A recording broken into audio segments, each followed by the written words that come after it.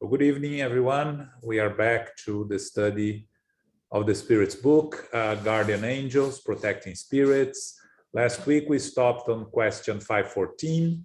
I'm going to ask Philip to read it again because it's a very important question and gives us all the definitions of the spirits surrounding us. So he's going to read 514 and then 515, and then we will start discussing from there, okay?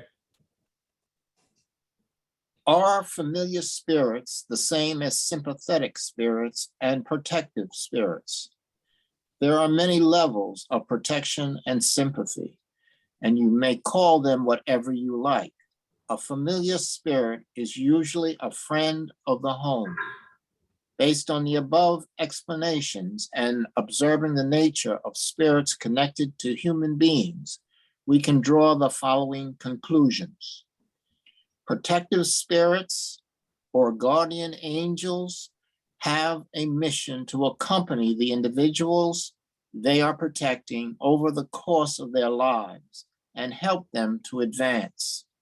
The degree of perfection in these protective spirits is always superior to that of their charges.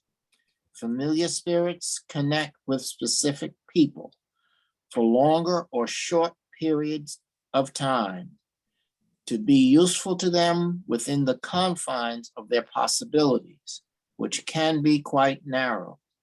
They have the best intentions, but sometimes can be inappropriate and even flippant. They are concerned with the everyday details of human life and only act when permitted or ordered by a protective spirit. Sympathetic spirits are drawn to us by personal affection and similar good or bad inclinations. The length of their relationship with us is almost always dependent on circumstances. A wicked spirit is an imperfect or perverse spirit who connects with someone in order to corrupt them. It acts of its own volition with no mission, and its persistence is proportionate to the access granted to it. A person is always free to follow the suggestions of a bad spirit or to resist them. 515. What should we think of people who seem to attach themselves to certain individuals to lead them to their downfall or guide them to the right path? Some individuals do, in fact, exercise a type of fascination over others that seems enticing. When used for malicious purposes, it should be attributed to low-order spirits who use contemptible people to more effectively overpower their victim. God may permit this as a means of enduring a trial. Okay.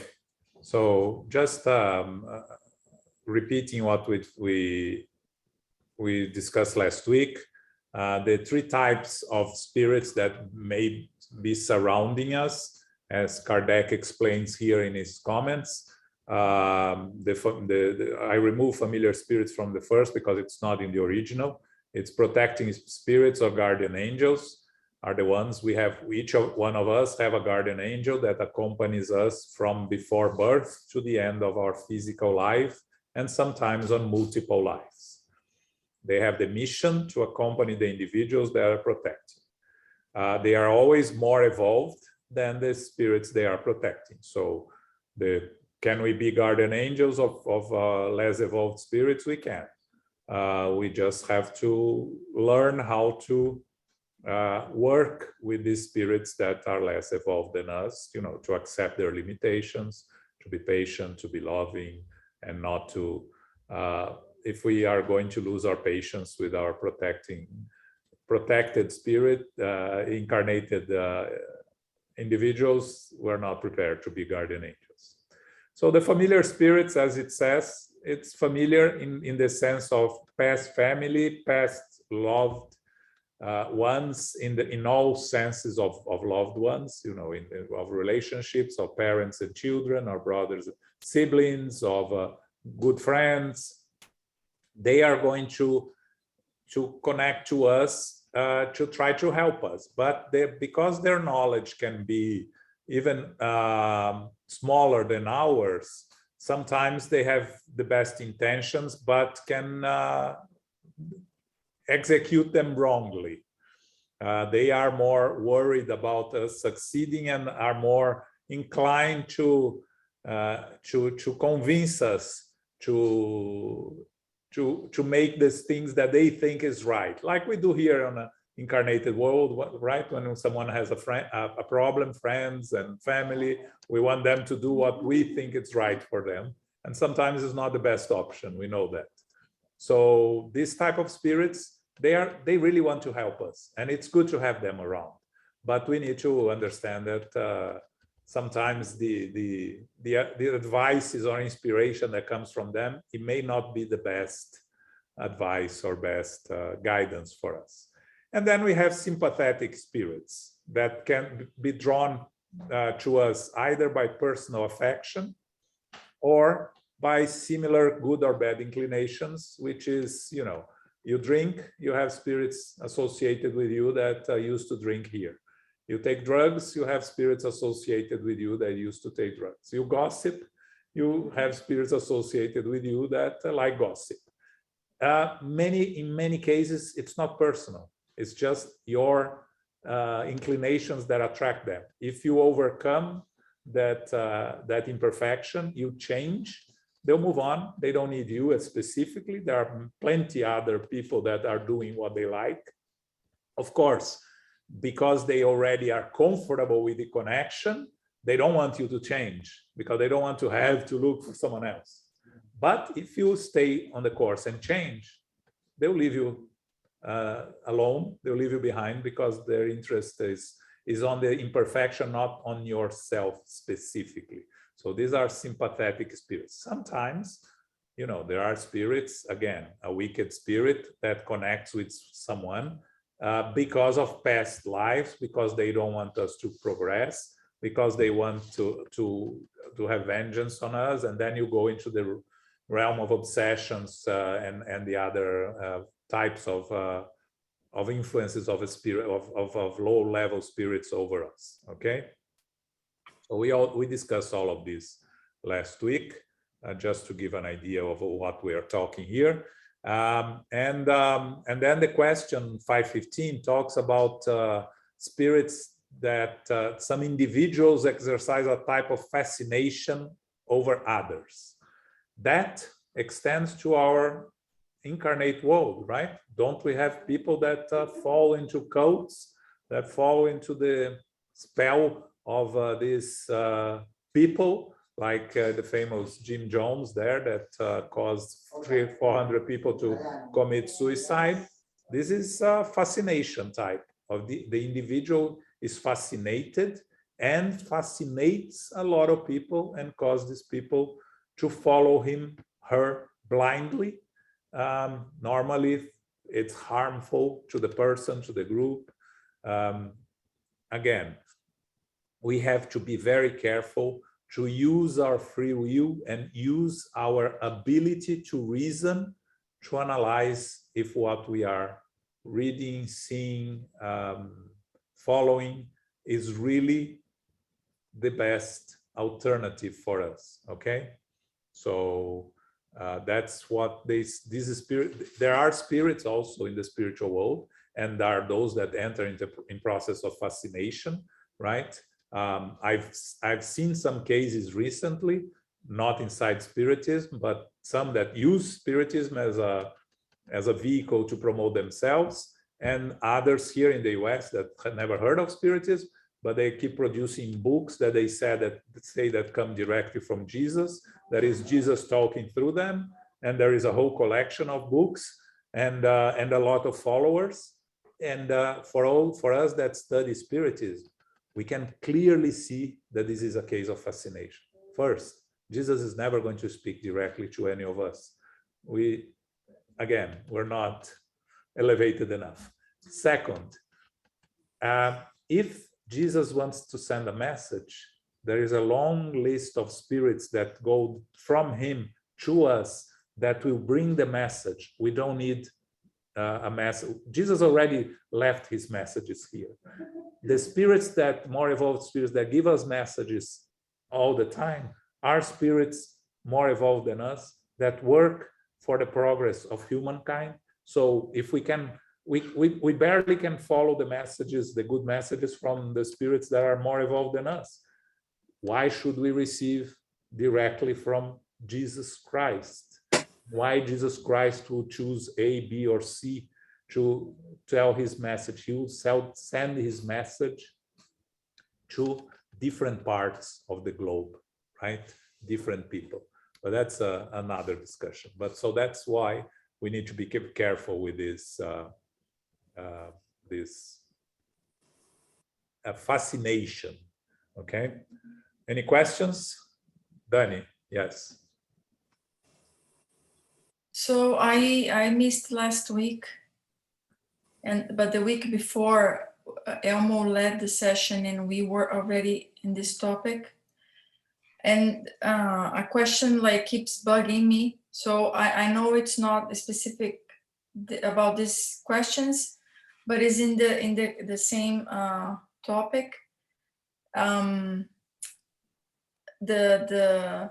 answers were telling us that Elmo gave an example of a story that Chico Xavier was in a truck because of a delivery that was supposed to be not to his house. He didn't want those things, and then they traveled to another city in Brazil, in Minas, and then the driver was driving recklessly, and they got into an accident. And then Chico Xavier said that, the story goes a little bit longer, but the point is that the guardian angels, they are not protecting us, or they're not in charge of us if we are doing something that's wrong. For example, the driver was speeding up way above the limit, so he was basically on his own because he was doing something wrong.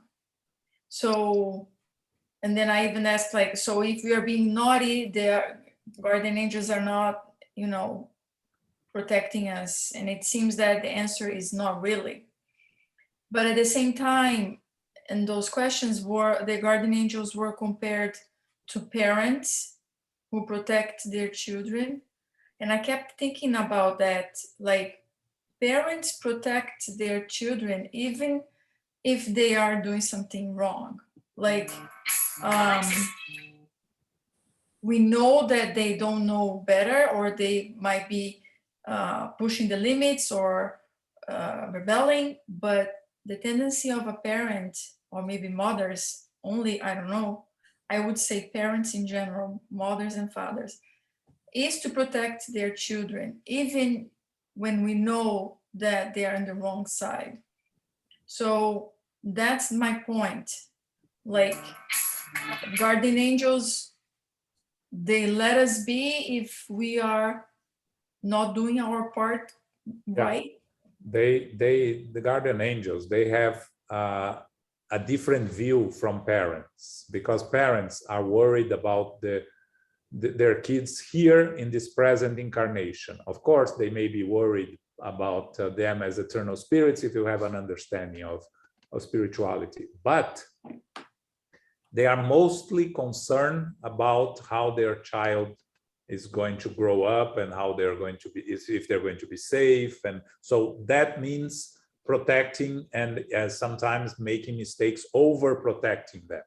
A guardian angel is a more evolved spirit and is looking at our incarnation from the spiritual world, understanding that we may make mistakes, we may choose the wrong path, but they know that we are eternal spirits. Whatever we're doing wrong, it may be a good opportunity to learn and to progress here. So they have a different view from parents, point of view from parents. They are looking into the more complete picture of us as eternal spirits. I don't know, Elmo, if you want to add something here, because you were the one that were direct in that class, I think. Yeah, so the story is that Chico was ahead on a truck going down those roads in Minas, as you know, like one away up and down the hill, and the driver was really upset and was driving very reckless. And behind of the truck was Chico's friends driving a normal small car. And the truck at one point on one curve, the driver lost control of it. The truck went on two wheels and hanging there. And the guys behind say, oh my God, that's it. Now Chico is gone. Somehow they were able to control the truck. They parked where they were supposed to park. And everybody ran to Chico. The people was driving behind. They say, Chico, my goodness, we saw that. We thought you were be gone. If it wasn't for your guardian angels, your protecting spirits, they say, hey, what does that sign say over there? And it says 50 kilometers per hour. And Chico responded, so up to 50 kilometers per hour, they are with us. Beyond that, we are on our own.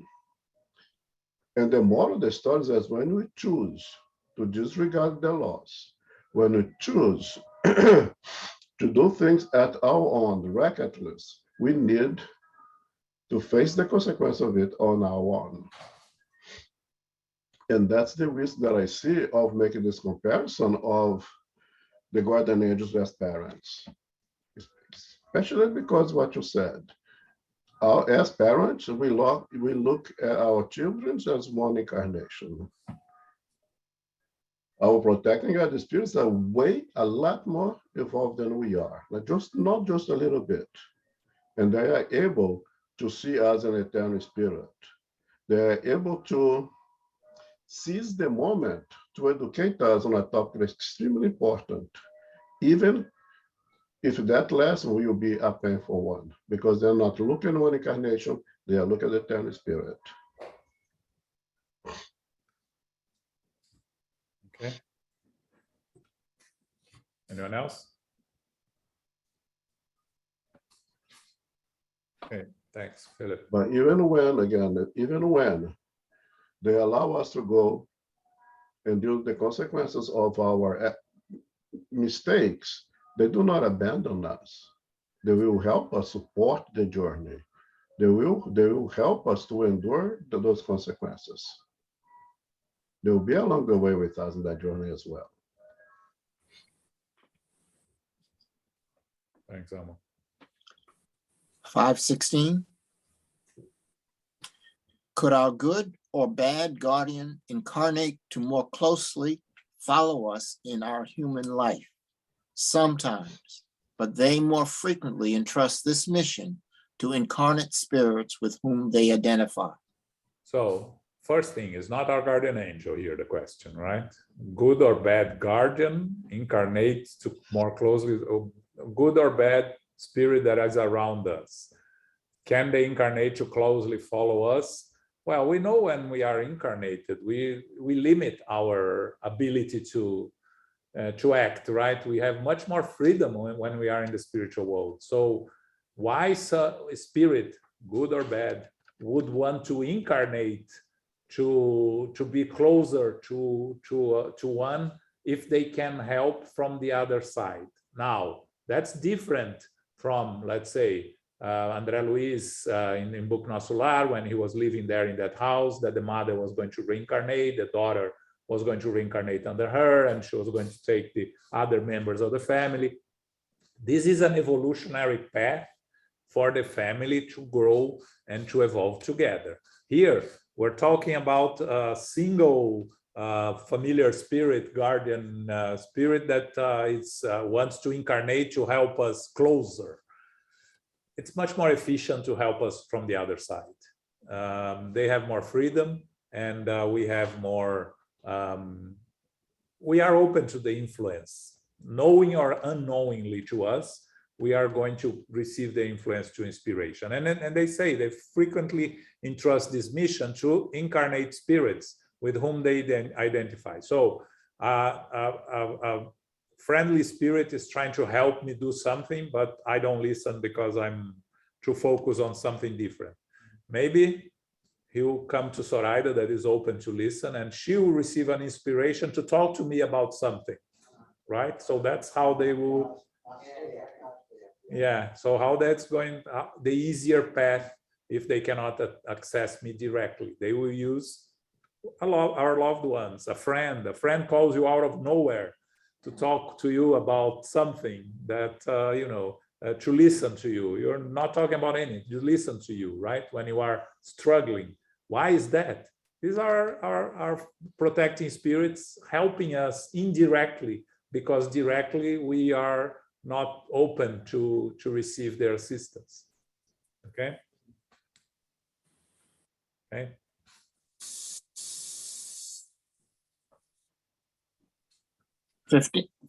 17. Yeah.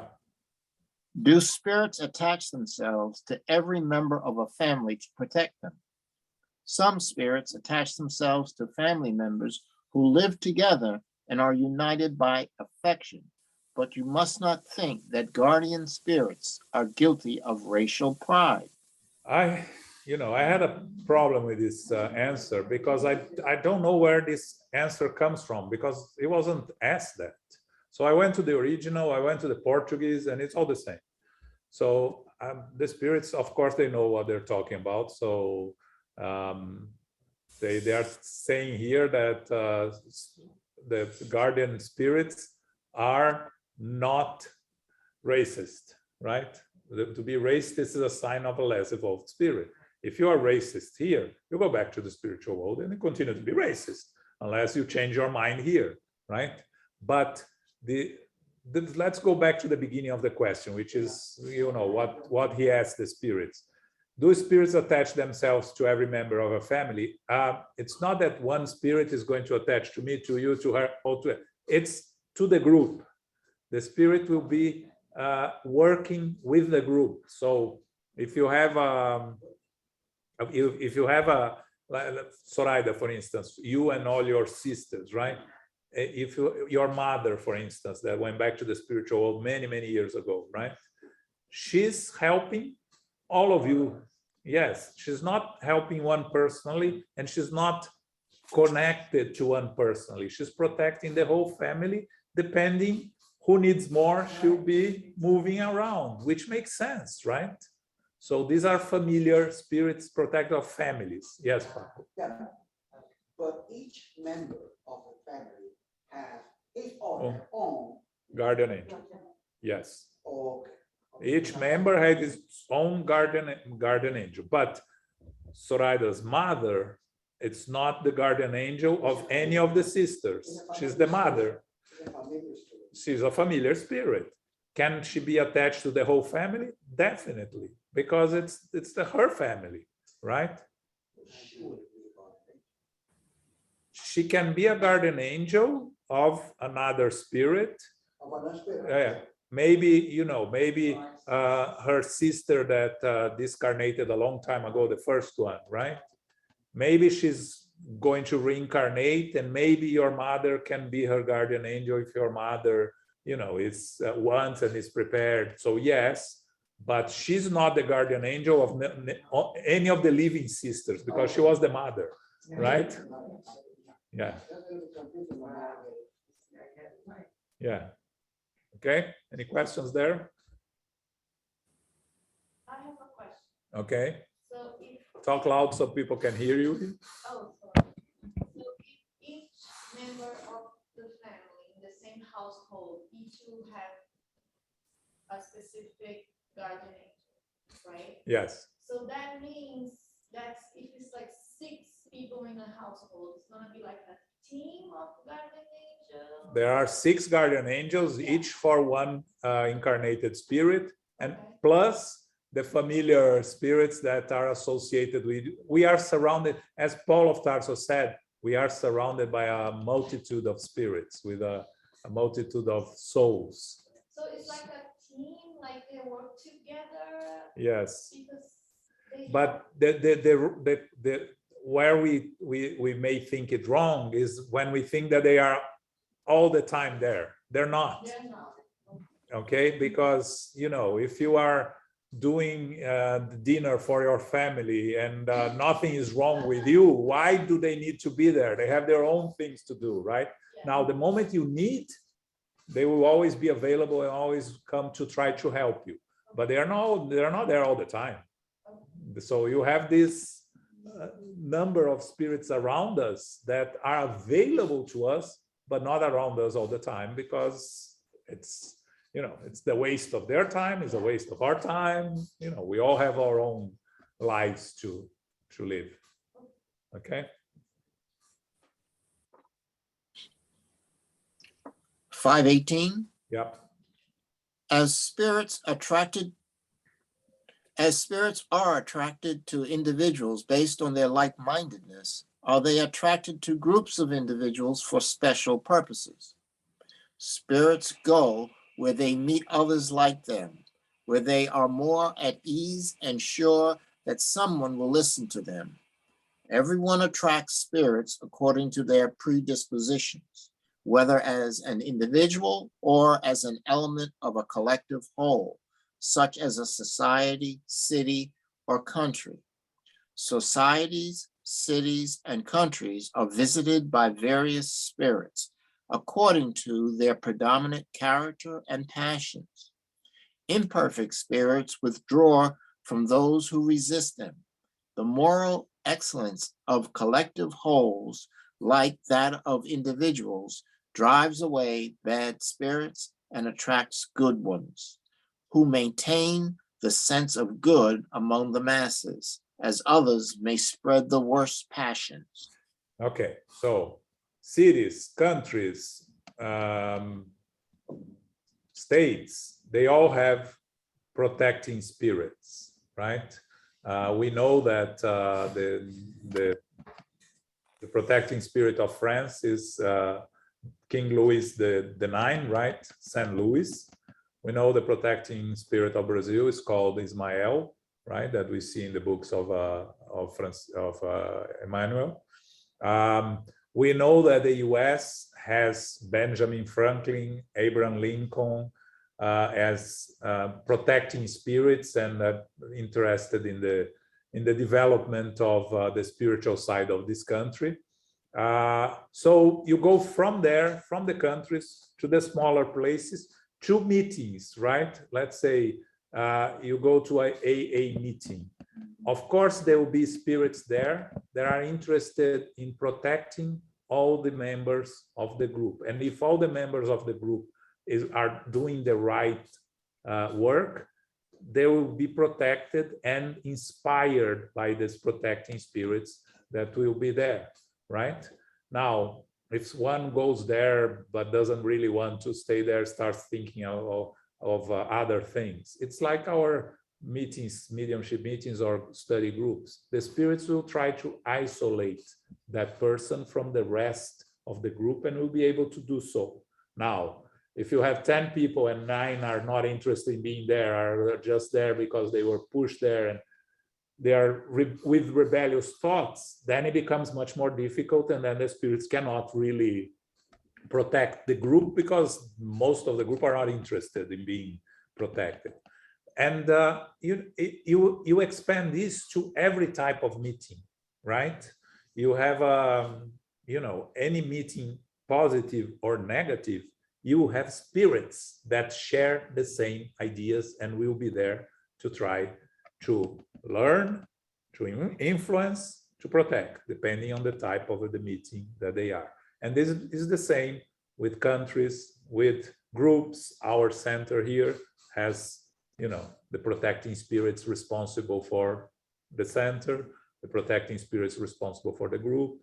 So when we come here to study, we'll bring some spirits with us that are here to learn, that are here to protect us, that are here to try to keep a good ambient here so we can all take advantage of it, and or to isolate someone that is here but it's not present, in the sense that the thinking of other things, right?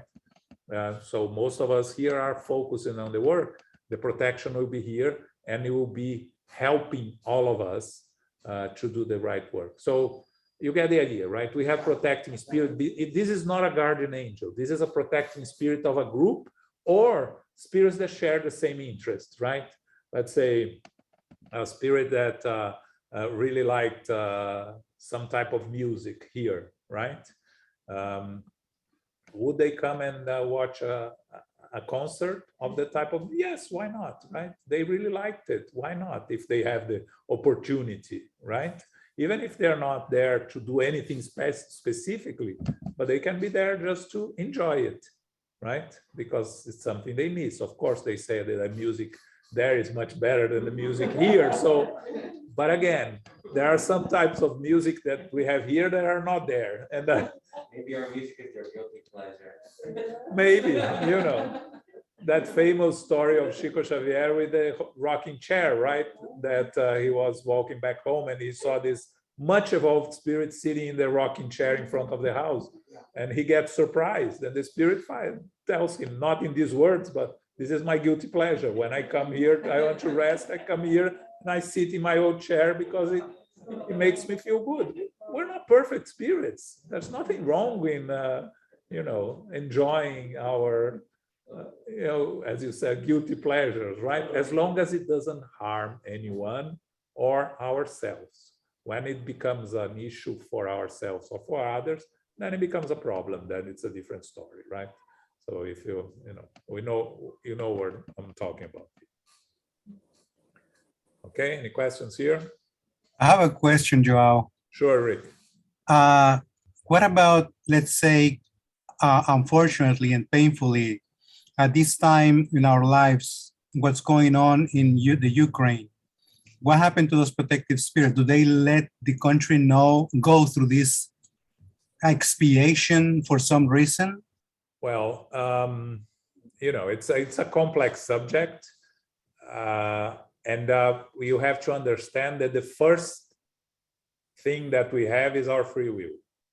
So if someone that has enough power using their free will want to cause a war, the spirits can try to prevent, try to inspire, but they cannot force someone to not do something because it's our free will.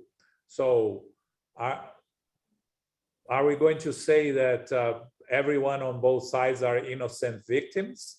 No, that we all come from a long journey on our evolutionary path.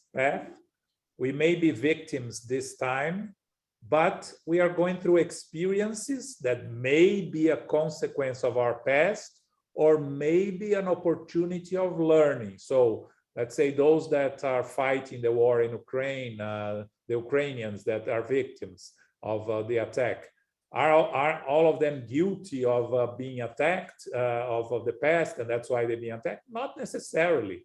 For some of them, definitely, it's a consequence of them attacking others in the past, invading other countries. But some of them, maybe it's an opportunity to do good, to learn fraternity, to learn compassion, a lot of things that, you know, you are forced by the situation to learn things. Sometimes you have to be, again, remember, we are lazy, as I always say, we're lazy spirits. So we sometimes need to be forced into situations that will make us make an effort. So maybe by going through this, they will evolve in some sort. And again, we have to remember we are eternal spirits. So everything that happens in our short 50 to 100 years life here is just a day in our spiritual journey of eternity. It's not really much. Again, creates karmas, creates problems, but we have to try to have a more bird's eye view of the situations. It doesn't mean that we shouldn't send our prayers, be compassionate, try to be shocked. All of this is natural, and we should. If we are indifferent, then we have a problem, right? Because if we're indifferent on what's happening around us, we have a problem. We lack compassion. But the fact that we cannot allow this to cause us to revolt to a point of causing more damage than helping in the situation, right? I hope I made myself clear here, Rick. Very, very. Thank you so much. Elmo, you want to add something here? Yeah, I think you have to expand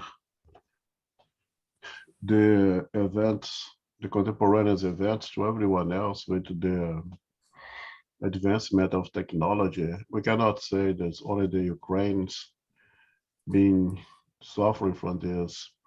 Only the Ukrainians have a lesson to learn.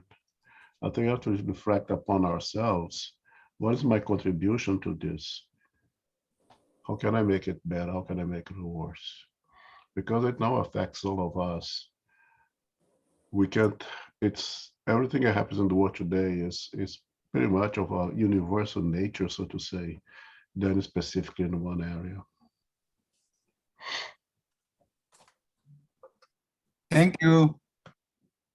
We are collectively responsible for everything that happens in the world because we are here incarnated.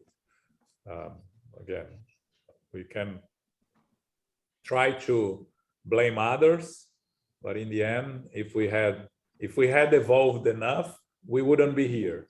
So the fact that we are here is that we still lack evolvement and we still need to learn. Okay, except Paco, who is a perfect spirit, of course.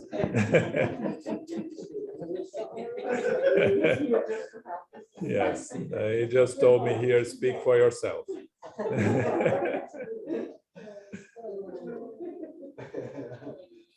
Okay. 519. Do agglomerations of individuals such as societies, cities, and countries have their own special guardian spirits? Yes, because they constitute collective individualities pursuing a common goal, and that needs higher direction. Next one, please. 520. Do the guardian spirits of groups of people have a higher ranking than those who connect to individuals? Their advancement is always proportionate to the degree of advancement of the humans involved, just as with individuals. Okay, so we discussed the societies, cities, and countries, right? That they have their special guardian spirits. They constitute collective individualities pursuing a common goal. So they have a protecting spirit. But the second question is important. This spirit is more evolved than a guardian angel of an individual, because my guardian angel just needs to be more evolved than I am. A lot more, but more evolved than I am. Now, someone responsible for the city of New York needs to be more evolved than the guardian angels of the 8 million people that live in New York, because it's much more of a responsibility, right? So the more, and again, the more, the larger the group, the more evolved is the guardian angel, with the exception of groups reunited for the purpose of causing harm to others. Then, how can you have a protecting spirit there if no evolved spirit would want anyone to do harm to any other? So those groups who have spirits trying to dissuade them from doing what they're doing, but you reunite a group of people that want to cause harm, you have spirits associated with them that will want to cause harm also, and these are not more evolved spirits. The spirits as little or even less evolved than the group itself. So the idea of a protecting spirit for a group is when a group has a common cause of evolvement for a society as a whole, right? So, going back to the AA meeting, right? Of course, this is a group that wants to help people, that want to make people get rid of addictions. Of course, we will have a protecting spirit, right? But, a group of organized crime, yes, they wouldn't have a protected spirit they will have spirits trying to dissuade them, but they will have a lot of spirits trying to make them do the harm, because it will serve their purposes also. So it's important to understand the difference, right? Yes, No. Kel. And when we do the gospel at home, Yes, our protective, our guardian angels is there, yes. and the protective spirits, because I heard that the whole building or the whole area, so those So protective spirits, do they know the neighborhood or just their protectors? They are familiar or not? yeah, well, so when we do the gospel at home, that was Raquel's question. Which spirits are there, right? So we have our guardian angel that is going to be there almost for sure. If he or she is not there, it's someone as important as them. You know, they maybe sometimes we read this. You're doing a gospel in a week that there's nothing extraordinary happening in your life, positively or negatively. If the guardian, normally they'll be there, but maybe he or she have something specifically on that date. Someone else as good as them, that works directly with them, will be there if they cannot be. Then our familiar spirits, right? Those that can benefit from it, from our family, those that can help us inspire, elevate our thoughts. Also, they can bring spirits that need to listen to our message. Struggling spirits, suffering spirits that will benefit from what the study we are doing. And you cannot be worried that they will stay there. They won't stay there. They'll be taken outside. They are brought in and taken outside when it ends. So you cannot be afraid of helping and assisting the needy spirits that are brought to our homes during our gospel. And also maybe spirits in the neighborhood that want to participate, like, you know, when you are walking by a church and suddenly you decide to go into the church just to see, and then there is a mass at the church and you decide to sit and watch it. You know, same thing. Spirits are just around and they see the energy. They are attracted by the good energy of the ambient, the light, and they will go there, even if there is nothing personal for them there, just to participate in a nice prayer event. Okay, so and again, repeating, why should we do, even if we live alone, why should we do out loud? Because there are spirits that cannot read our thoughts, so they are brought there, and if you are just thinking about what you are reading, you are benefiting the ones that can communicate through thought, but the needy ones that cannot read your thoughts are not benefiting. So that's why we speak out loud, so they can hear us also. They can participate. Okay. Okay. Questions? All right. Next. 521. Can certain spirits assist the progress of the arts by protecting those who foster and support them? There are special spirit protectors who assist those who call them when they deem them to be worthy of their assistance. But what can they do for those who believe themselves to be something that they are not? They cannot make the blind see, nor make the deaf hear. The people of ancient times made these protective spirits special deities. The muses were nothing more than the metaphoric personification of the guardians of arts and sciences, just like the family protective spirits were designated by the Roman names of Lars and Penates.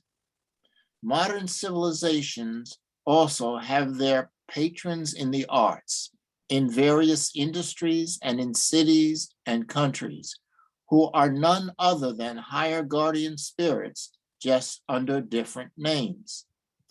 As each person has their own sympathetic spirit, most sympathetic spirits of a collective whole correspond to the majority of individuals that compose them, and that foreign spirits are attracted to such groups out of similarity of taste and thoughts, In a word, that these groups, as well as individuals comprising them, are more or less surrounded, influenced, and supported according to the leading character of its members.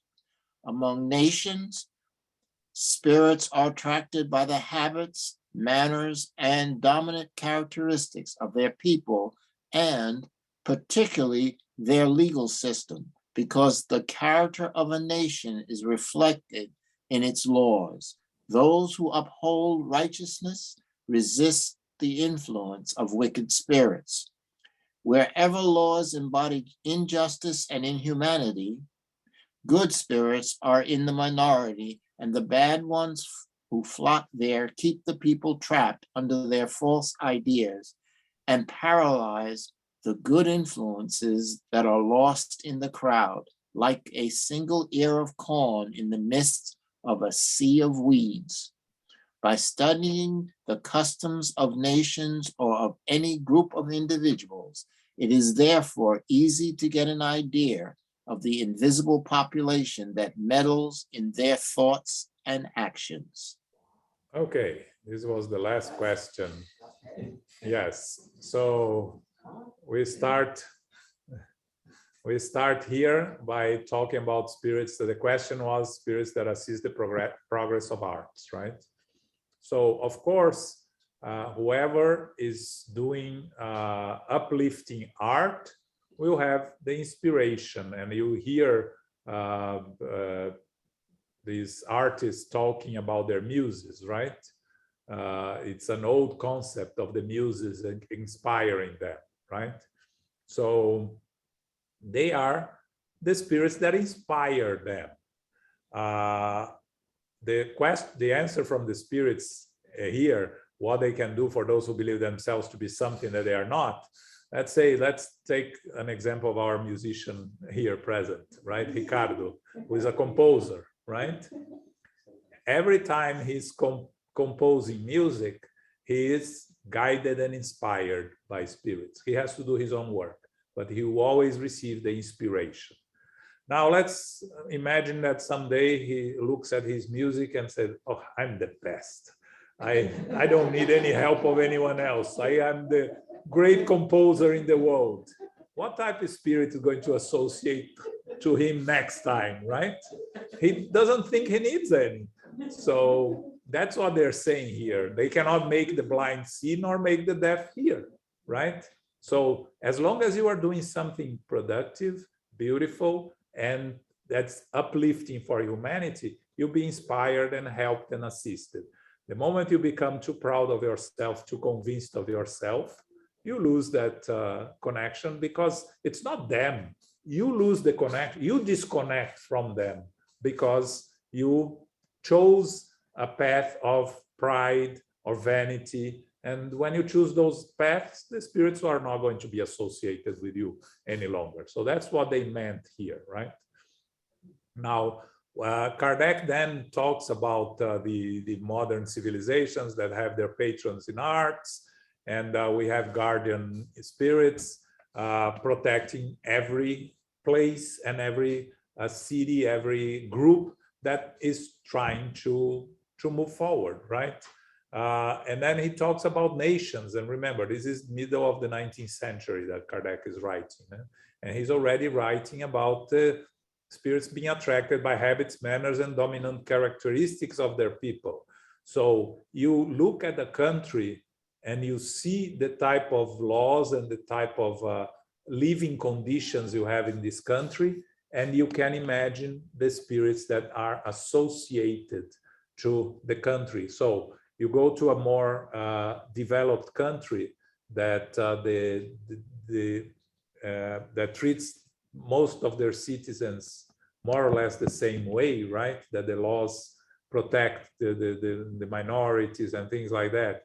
Few countries in the world are like that, right? Like New Zealand or Denmark or Sweden, Finland. You can imagine that the spirits that are around there are spirits that are attracted to this nice ambient, and will try to help them continue on this path.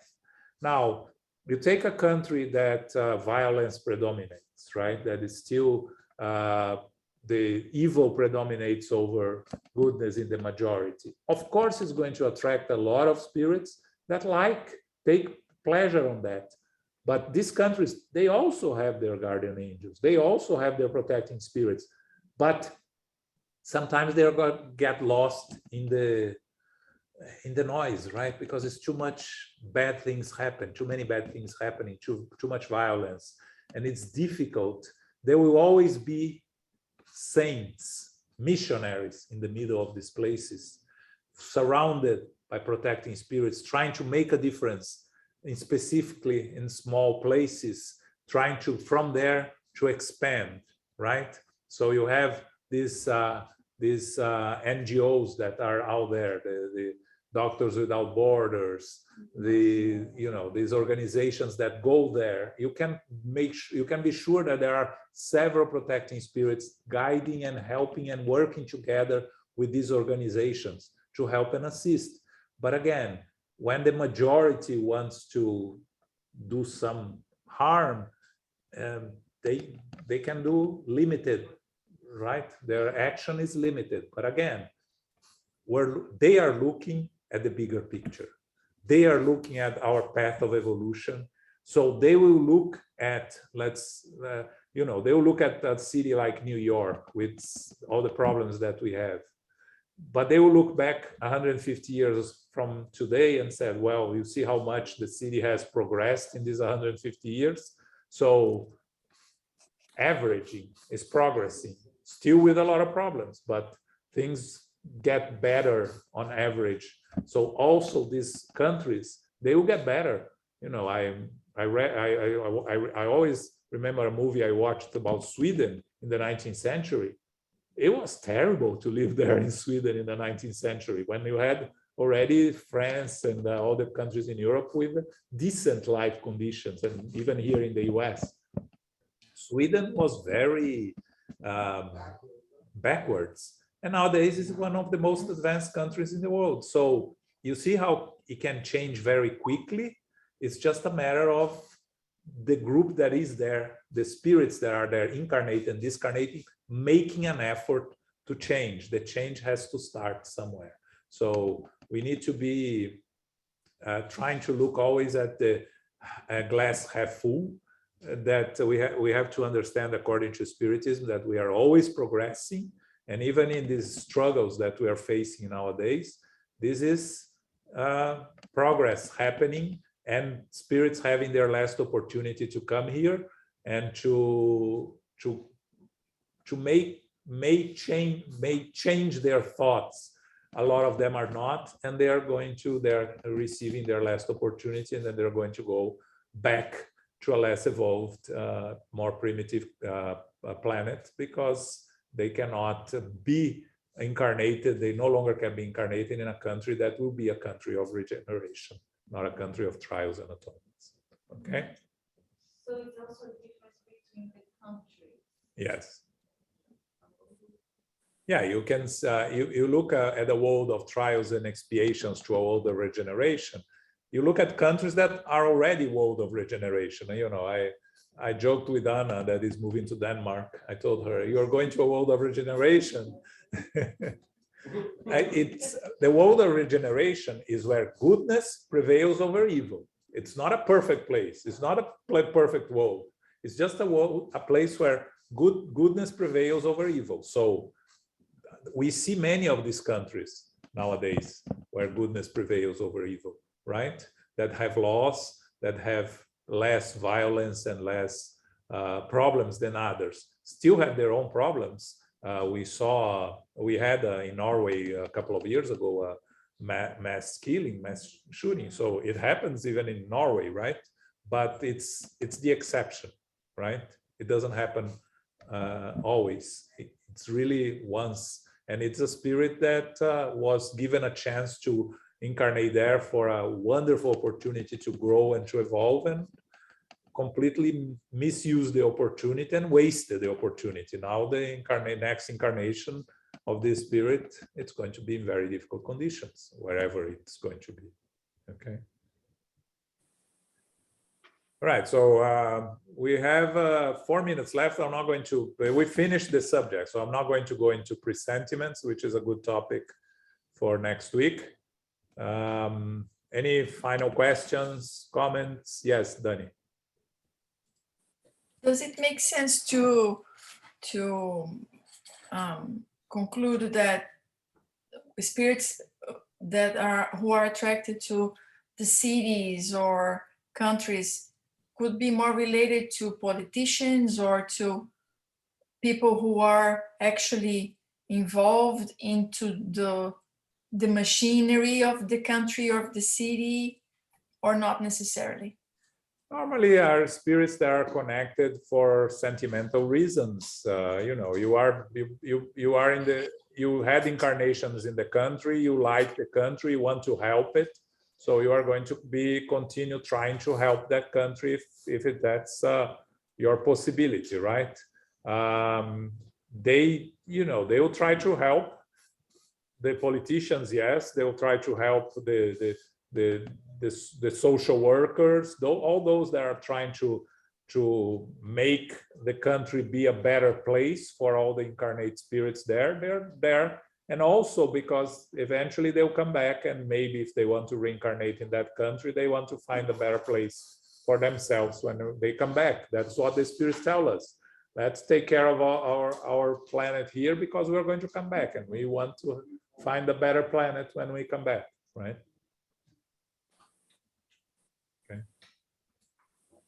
Okay, anyone else? All right, so what we have this weekend,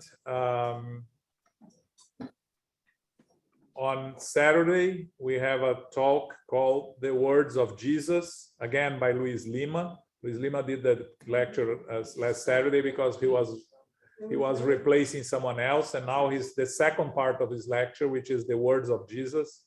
And it's really, Luis is very good. His talks are very good. It's really worth watching. So this Saturday at 11 a.m. English or Portuguese? In English. The USSF talks are all in English. And we have more than 200 now. Yes. So on Sunday, we have our special lecture by Renato. He's going to talk about I'm in a mediumship meeting, now what? Through the lens of a mediumship meeting, right? Sold out. And yeah, Ricardo is saying that it's sold out. So Renato, responsibility there, right? Sold out lecture. So the book club next week is chapter 5 of part 2 of the book 2000 years ago, right? And we are closed on Monday, which is Memorial Day. Okay, so anyone that was planning to come here, we are closed. Okay, so we'll be back here next Thursday. Now I'm going to ask Carol, can you do our final prayer?